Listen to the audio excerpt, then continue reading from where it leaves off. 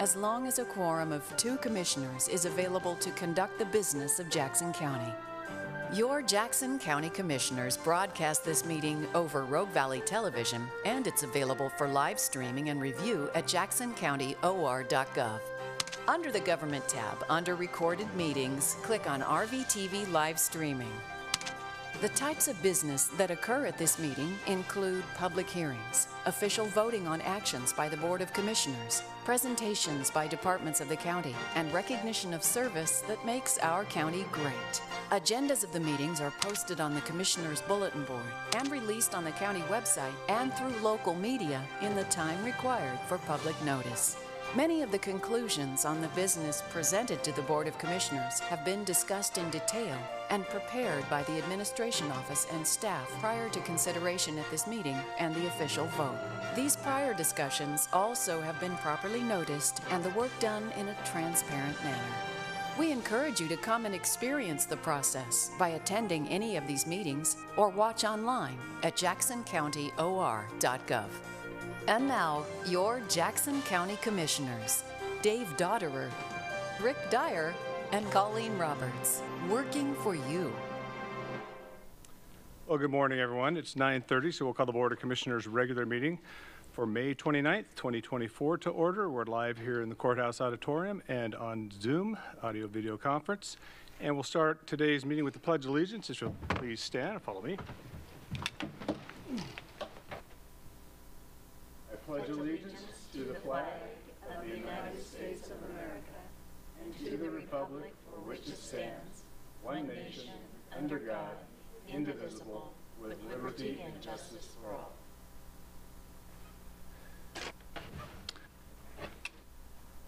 Thank you. We now have a presentation of our Community Service Award, and because I've had a little ankle surgery, I'm going to stay up here and read the statement, but the other 2 commissioners will come down. And please, Art Coolidge, come on up here.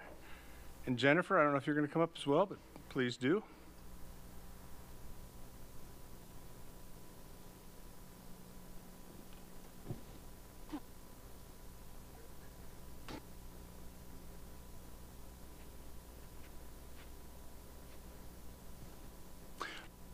Okay, are we ready? Well, congratulations, first of all, Art, and thank you for what you do.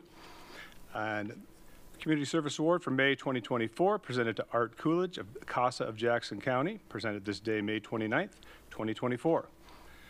The Jackson County Board of Commissioners is pleased to present the May 2024 Community Service Award to Mr. Art Coolidge for his service to the community through court-appointed special advocates, CASA, of Jackson County.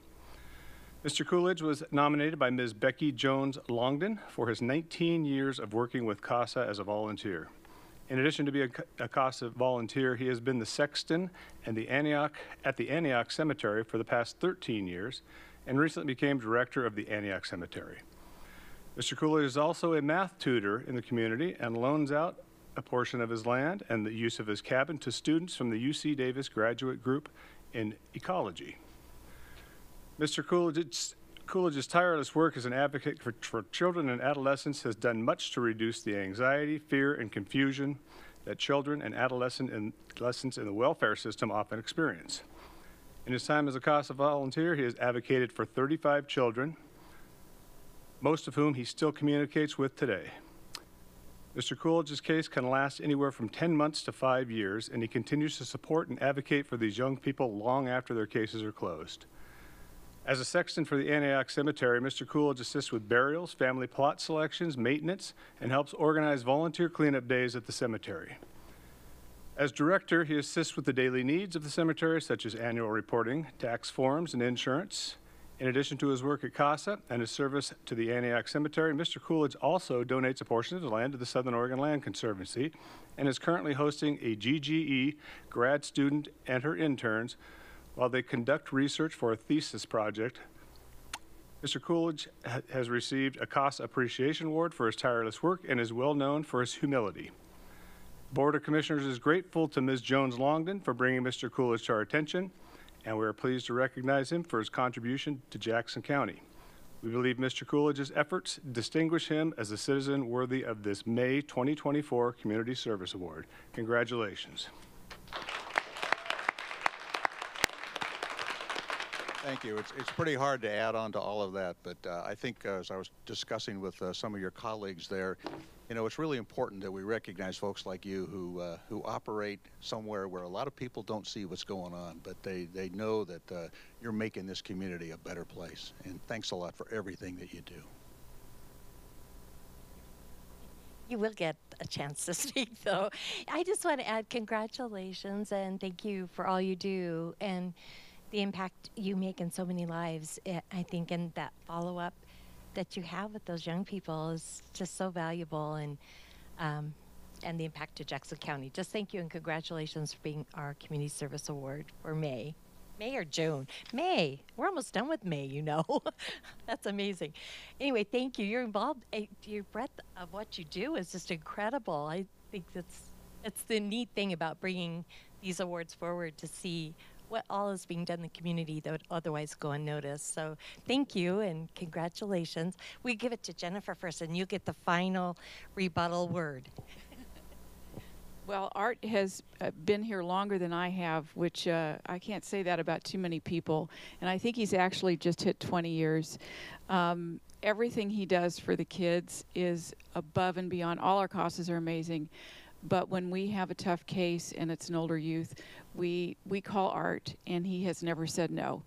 And he's made a tremendous difference for all 35 of those kids, a difference that they would not have experienced if they had not had Art in their life. So congratulations. Thank you, Commissioners. And Commissioner Roberts, it's been a few years since we last met together. We were both parents with youths in the Eagle Point Mavericks. More than a couple or 3 years back, I believe.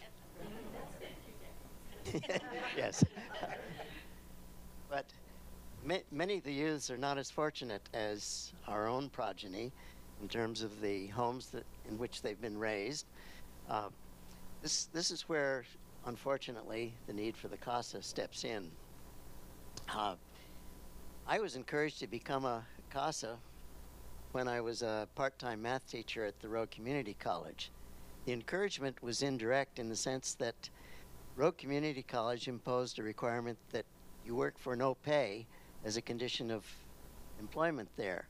I scratched my head and thought, well, if I have to work for no pay, there are certainly a lot of opportunities within the community in terms of volunteer work. Elder Ombudsman, CASA, Red Cross, and so on. I've been a high school math physics teacher, enjoyed working with high school youths, and thought that, well, when I turn in my resignation to RCC, I'll turn in an application to CASA. And I passed the screening process. They overlooked a parking violation in Adelaide, South Australia in 1973. And with that blemish on my record, I nevertheless was deemed satisfactory to serve as a CASA. I like working with the teens. I feel that it's the last opportunity to actually intervene in terms of helping them in their growth toward maturity and independence. That's not what I tell the teens when I have a new case. I tell them that I can wear the same clothes all day long, not worry about being peed or spit up on, and that's the advantage of being a CASA working with the older youths. So far, I haven't encountered that situation with any of the teens that I've worked with. My grandchildren's pediatrician assures people that they're all house trained or housebroken by the time they get to high school. The role of a CASA is rather a hybrid role between ringmaster and firefighter, in the sense that as a firefighter, I had 16 years with Jackson County Fire District 3. Pager goes off, you respond, you do the best you can. You don't necessarily have the assurance that you'll be able to make the situation better. You try to keep it from getting worse. The ringmaster in the circus is not qualified to walk the tightrope, put the head in the lion's mouth, ride the bicycle, jump from one trapeze to another. So the ringmaster tries to find the best lion tamer, the best trapeze artist possible. We are fortunate to have many community partners within the Jackson County. Foster parents, I use the term foster parent, it may be more familiar to most people. I'm supposed to politically correct refer to resource parent, but we're fortunate to have some terrific resource parents, counselors, therapists, school staff. There are probation officers who are perhaps in better relationships with some of the youths than Acosta himself or herself. The ringmaster aspect, though, is trying to find, in serving the best interest of the child, what are the best resources, the best lion tamer, the best trapeze artist within the community resource partner resources that are available. Caseworkers, I think, deserve the highest praise. I'm, as a CASA, very fortunate to work with some extremely outstanding caseworkers. In 2011, I sent an email to the supervisor of one of the caseworkers, not a complaint, but to indicate how hard this caseworker was working in a very difficult case with a very challenging youth and very challenging parents. That email was forwarded on to the next level supervisor up in Jackson County. It went on to Salem, and subsequently I was contacted by a committee in Salem asking would I say a little bit more about this caseworker. Within about a year and a half, I was invited to a reception at the Jackson County DHS office for the statewide awarding of the Tom Moen Award to this caseworker for recognition above all of the other caseworkers in the state. The caseworker was sent to a conference in Washington, D.C. as part of the award, the recognition. And coming back to the role as CASA, part of the reward is in working with such devoted individuals and being able to recognize and to shepherd, as the ringmaster, these resources to the service of the youth. I'm humbled and honored today to be in this position. I would not be in this position without the terrific resources of community partners that serve our youths. I thank you for the recognition, but in standing here, I'm standing amongst individuals in this community who are very devoted to the youths that I find so rewarding to work with. Thank you, Commissioner Roberts. Thank you. Yeah, I appreciate it. Okay, so let me read this before your applause. The Jackson County Community Service Award. On behalf of the people of Jackson County, the Jackson County Board of Commissioners hereby expresses profound admiration and gratitude to Art Coolidge for exceptional and dedicated service to the Jackson County community. The board recognizes this service as exemplary of a generous civic attitude that is essential to the high quality of life in Jackson County, and it's signed by the 3 county commissioners. Congratulations.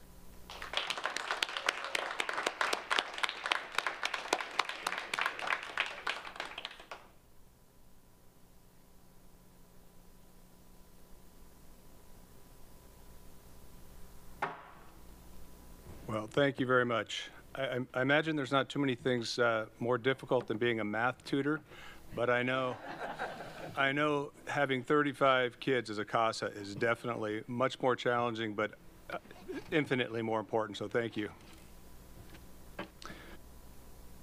Okay, we'll move on into our request for and discussion of non-agenda items. We do have a 5-minute limit pursuant to the codified ordinances of Jackson County, section 213.06. Members of the public may address any item not on the agenda. However, pursuant to ORS 192.640, the Board of Commissioners is prohibited from discussing a principal subject that is not on the agenda. Therefore, the Board of Commissioners will listen to your concerns and may consider the matter you raise by asking staff to follow up on any questions or by placing the matter on the agenda for discussion at a future meeting. We do have 2 people signed up here in the auditorium. First one is Joyce Durking. Come on up. And please give your name and address for the record when you reach the podium. Hello, I'm Joyce Durking. My address is 626 Falls Prospect Road, Prospect, Oregon. I am the sitting chair on the Prospect Rural Protection Fire Board.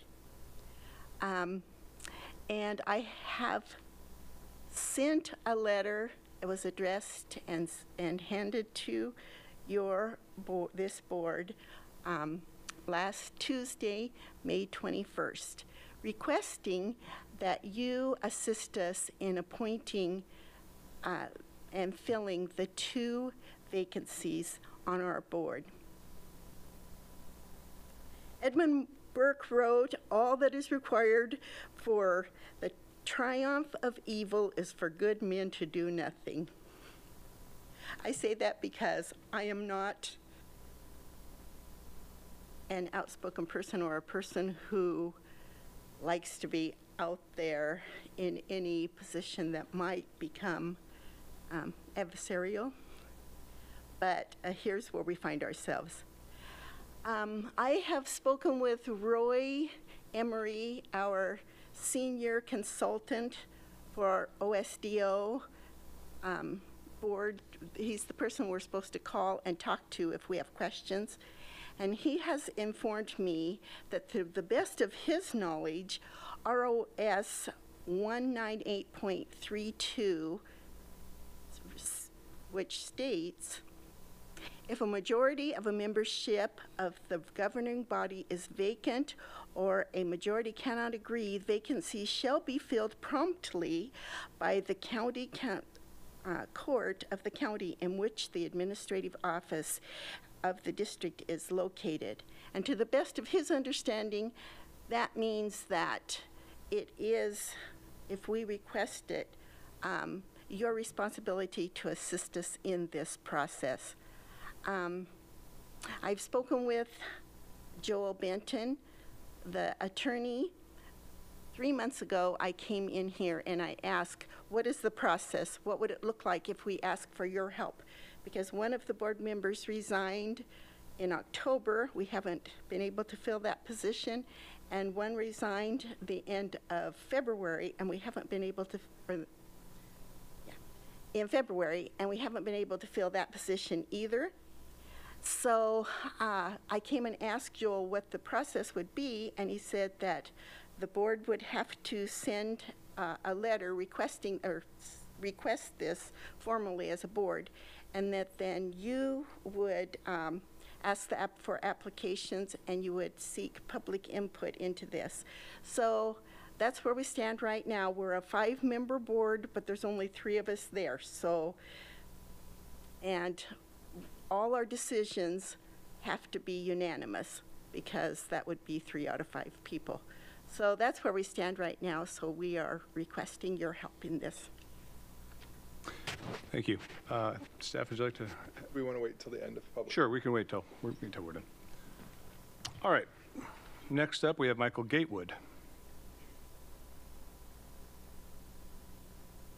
Good morning. I'm Michael Gatewood. I live in Prospect on Skookum Road. Recently back into this area. My family is from Oregon, but I've been a nurse for 30 years and been pretty much everywhere. We moved back about a year ago, and my girlfriend is just finished her EMT. She's a Navy veteran, worked in the medical field there. I'm an Army veteran, worked in the medical field there. And we were requested by the fire chief to join the department. We wouldn't be part of the department if he hadn't come to us. Realistically, I'm probably one of the most trained people there. I have been to the firefighter academy, graduated. I am a 30-year nurse, EMT, and the department has now about 17 members, plus or minus. Not very long ago, before we had the fire chief we currently have, the fire department was operating on 3 or 4 people. There was a lot of things that were going on, and none of it was really good. Currently, the board is 3 members. I was there when there were 4. I was there the day that the 4th one quit because of the actions of 2 people on the board. Joel is aware that they had a vote to try and get 2 more members. The vote went like this. There were 4 applicants. The 2 gentlemen that I'm referring to didn't vote for anybody except 1 person, knowing full well that they needed 2 places to be filled, but they were only going to vote for 1. So that begs the question, why would they vote for just 1 when they need to have 2? They voted for the 1 because he is a guy that has been going back and forth, being on the board and then resigning from the board as it suits his desires and his needs. And he is trying to control those other 2 men to get him back on the board so that the 3 of them can outvote Joyce. I've been there. I've seen Joyce vote her conscience, vote for what's right for the department. The 2 men in question have had in front of them for almost 8 months the order of getting a contract for the chief. They don't want to do that because they don't like him. There's personality conflicts that are going on here. But the chief we currently have, who's been in the spot for over a year, has quintupled the amount of resources that the fire department has got more trained people there, and my community is safe because of him. And I'm there because my whole life has been service to my community and to my nation. And now I have a new community and I want to serve it. But I can tell you, if they are successful in getting the man on the board that got the 2 votes, the only 2 votes that they gave, you will lose 3/4 of that fire department. Because they want to, their first goal in getting that man on the board is going to be to get rid of the fire chief because they don't like him, because he's holding them accountable. Do what needs to be done. We have a person now who writes grants. We have money coming in. We have a fire department that has never missed a call in the last year. Not one fire call, not one medical call has been missed by us. And when you're talking about coming from here to Prospect for Mercy, me being on scene saves lives.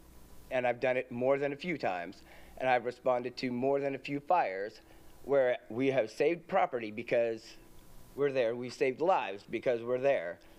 And these 2 members that are on the board that only voted for 1 person, their goal is get this other 3rd person in, and then their next goal is to get rid of our fire chief, which will put my community at risk. So I, like Joyce, am asking you to act to make sure that we have a full board that can take care of the issues that we need, because the tree that is 10 miles from my house that catches on fire is going to burn my house down because they're all connected. We're in a giant forest. And somebody has a heart attack, I can save their life, but only if I'm there. By the time Mercy gets there, it's going to be a respond to a death, not try to save somebody's life. And because of their selfishness and of these 2 people doing what they want to do, they're not helping our community. I'm asking you to help our community. Thank you. Thank you. Okay. Anyone, no one else has signed up. Is there no one else in the auditorium that wishes to speak? Why don't you give your name and address for the record, please? Good morning. My name's Denise Krause, and I live in rural Jackson County. I wasn't really planning to come here today, but I was nearby, and I remembered that you were having this meeting at this time, so I wanted to drop in. But, oh, what can I say? What a primary. I just want to tell you, it's pretty disappointing. Some of the outcomes are pretty disappointing to me personally, but it was an inspirational, exhilarating process, and it was really amazing, the process of going through all the signature gathering and all the months spent, and then the wild campaign and all the stuff that came after it. You know, who would have known that there were going to be so many interested people that would become interested in local politics? And I think that's just really wonderful. So I wanted to come here today, and I wanted to thank you all for participating in the primary, and also congratulations to Randy Sparacino for his big win on Tuesday. And also, I want to commend you all for helping the community to learn more about local politics. I think that was a really big win that came out of all of this. You know, we have such an amazing community, and I love Jackson County, and I know that y'all love Jackson County as well. There's so many people here that are like amazing people who are talented and gifted and interesting and diverse, and that's what makes Jackson County so great. So, and that's what makes us want to live here. So again, I just wanted to come today and to tell you thank you. Thank you. It's been a really interesting, it's been a really rewarding experience. I think it was a really big, super big win for the people of Jackson County to get the opportunity to vote on the 3 ballot measures. And so for that, I just wanted to come and express my gratitude for the opportunity and the experience. Thank you. Thank you. Okay. Come on up. I guess you knew what the question I was going to ask, didn't you? Good morning. I'm Joyce Michelangelo. I live in Central Point. And I'm here to say thank you to the 3 commissioners for running our county in such a spectacular manner that we are graced with awards from outside of our county. And I'm very happy that things are moving forward for us. And thank you so much for your time, your consideration, and your hard work in making our county a beacon for other counties. Thanks so much. Thank you. Anyone else in the auditorium wish to speak? All right. Is there anyone online with their Zoom hand raised? Mr. Chair, there's no one with their Zoom hand raised. Thank you. Appreciate the comments, and we'll move on. Mr. Chair, Oh, yes, I'm sorry. Please, staff, there's a couple things to respond to. yeah, if you don't mind, I think Joel will do it more justice than I will, so. Okay, so there he is. I apologize for that. I just wanted, to back to the Prospect Rural Fire Department District, the board did discuss the process of filling those vacancies yesterday. Staff is going to work to put up an application announcement on the website and take applications. What we've done in the past is the board has then reviewed the applications and wanted to decide, do we want to interview? How do we want to proceed once we get the applications in? So we'll do that. I just would like to point out, I think, well, the letter did ask for 2, and I haven't had a chance to hear back from the consultant from special districts. I think we may have some disagreement as to the number of vacancies, because when I look at, and again, the board only has authority over the special district as it relates to appointing these vacancies. They're their own governmental entity. The Board of Commissioners has no control over the operations of the special district or the fire district, or otherwise in the internal workings of the fire district. Really, the only oversight is to fill vacancies when there's a vacancy on the board. And when I look at 198-320, it says, a vacancy in elected office in the membership of the governing body of a district shall be filled by appointment by the majority of the remaining members of the governing body. And so when I hear that, as Ms. Durking reported, that there is a gentleman who did receive 2 votes from the 3 remaining members, it seems to be that vacancy may be filled. So what the board discussed yesterday, so that the public is aware, is that we're going to recruit for and look at filling 1 vacancy.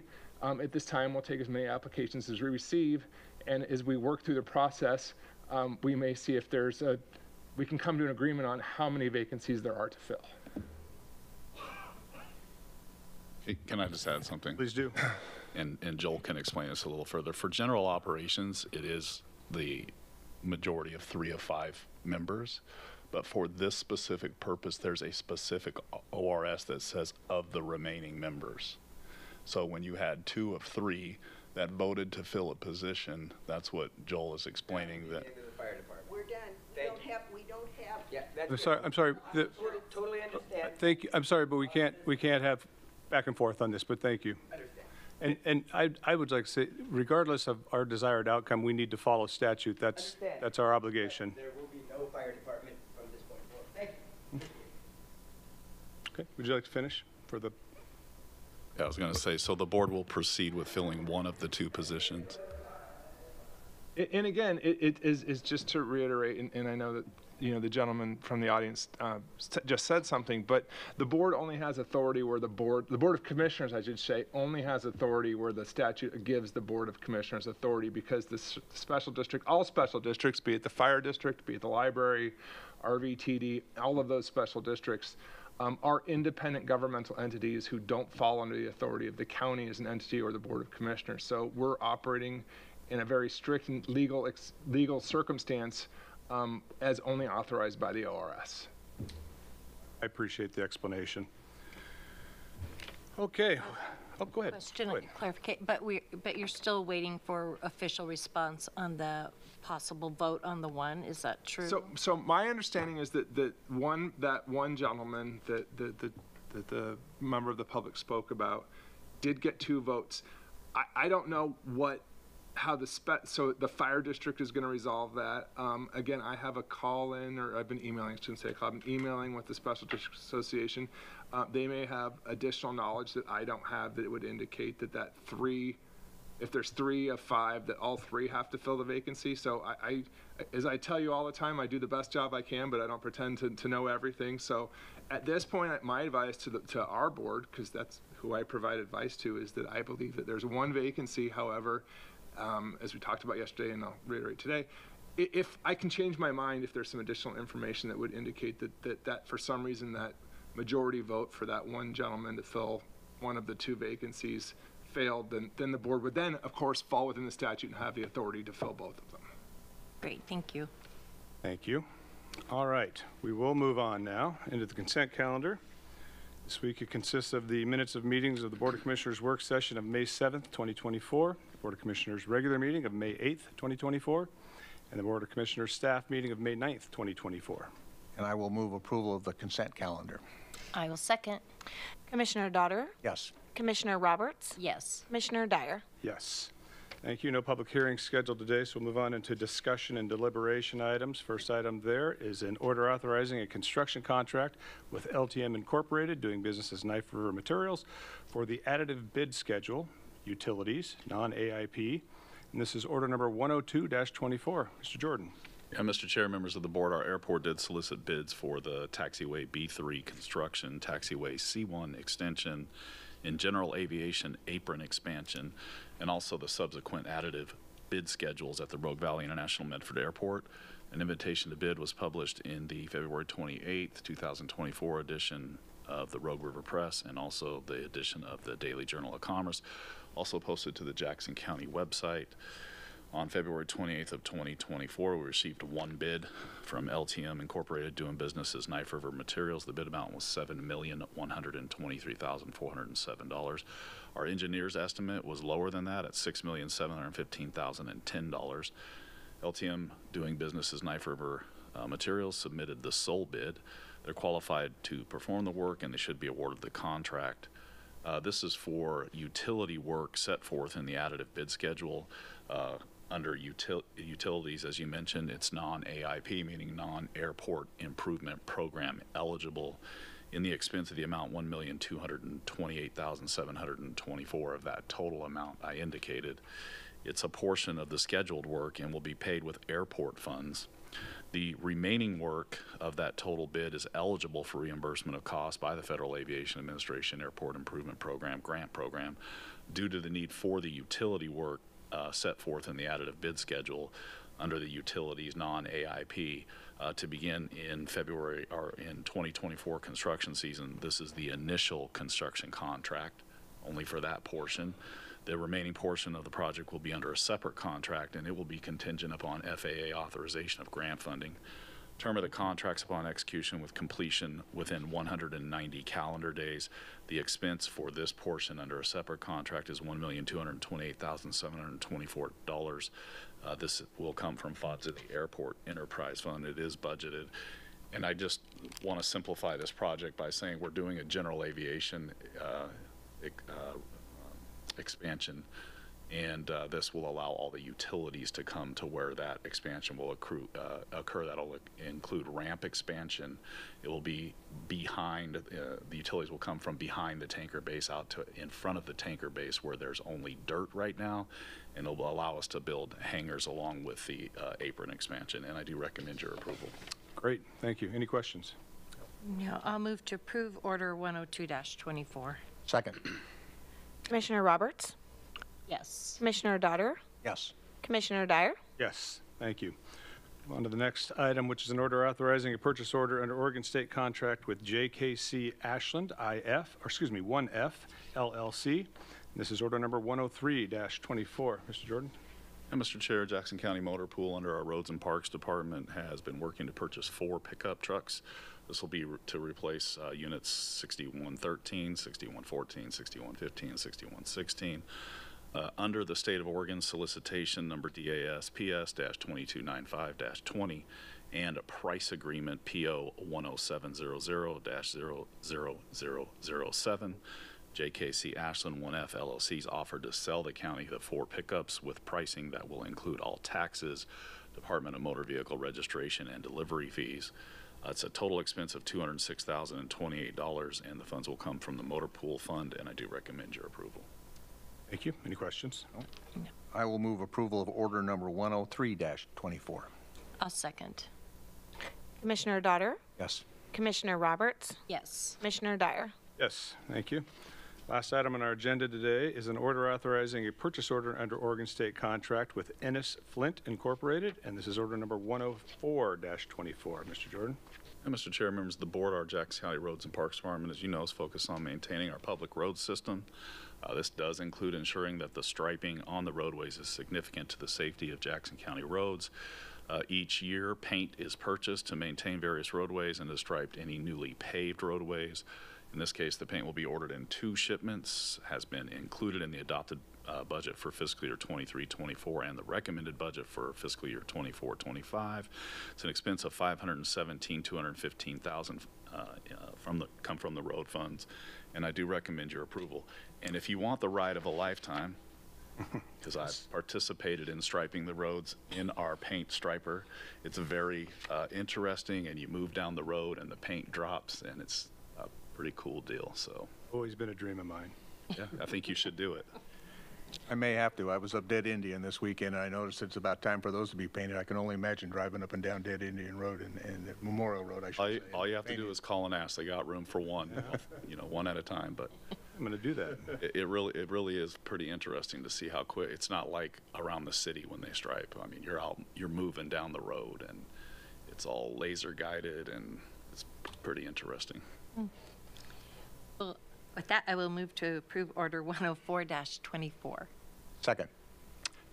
Can I just, real quick before we, again, I always like to remind people, we go through these fairly quickly. This is the formal process of approving these items. We do discuss these in depth, deliberate, ask questions at our staff meeting prior to the Wednesday meeting that these are officially, action is taken. So just want to let the public know that. I remind them of that fairly often, but I think it's important.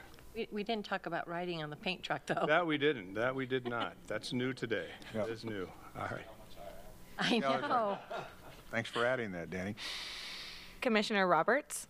Yes. Commissioner Daughter? Yes. Commissioner Dyer? Yes, thank you. And that does conclude our business, so we are adjourned.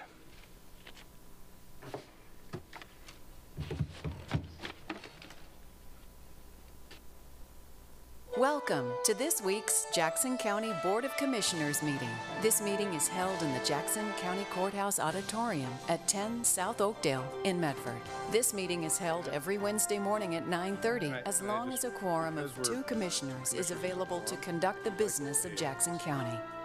Your Jackson County Commissioners broadcast this meeting over Rogue Valley Television, and it's available for live streaming and review at jacksoncountyor.gov. Under the Government tab, under Recorded Meetings, click on RVTV Live Streaming. The types of business that occur at this meeting include public hearings, official voting on actions by the Board of Commissioners, presentations by departments of the county, and recognition of service that makes our county great.